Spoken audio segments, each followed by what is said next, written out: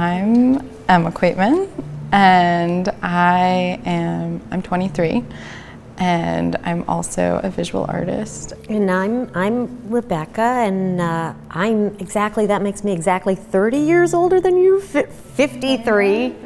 I think it's good that Harvey succeeded in making two daughters that are artists. He was very supportive of me when I started really painting, and would hang my work in his living space, and he was very supportive, I would have to say. Harvey was from Far Rockaway. He was raised by a single mother.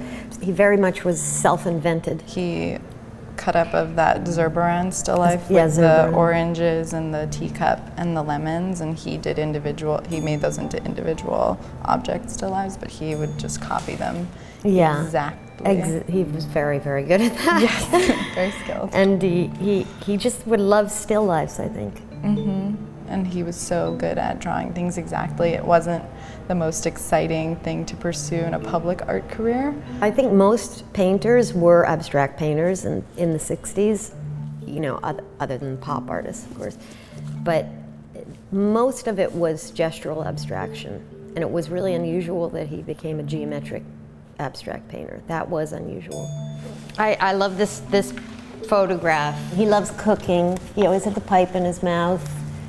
And this Matisse, that was a cover from this magazine Verve that he loved, and he was very social. He would always have big dinner parties, and with a lot of artists that went in late into the night.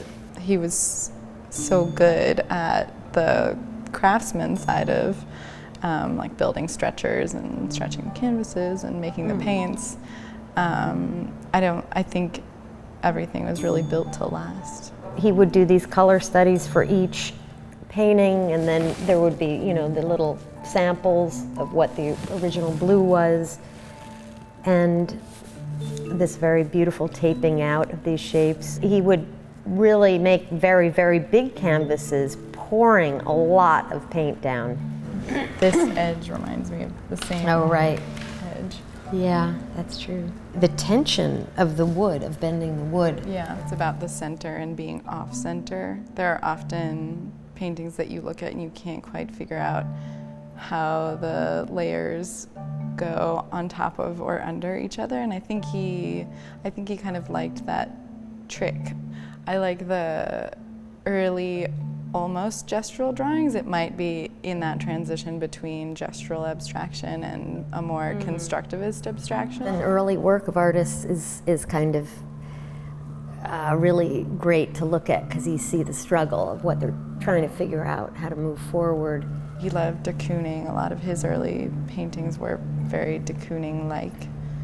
And Gorky. He loved Gorky. Yes, he would tell me stories about Gorky. But he really loved Matisse. That was, I think, that's true. His Number one favorite artist, Matisse. I just think he just really, really loved painting. Only other thing he passionately loved was building model airplanes. He had a lot of model airplanes in his studio.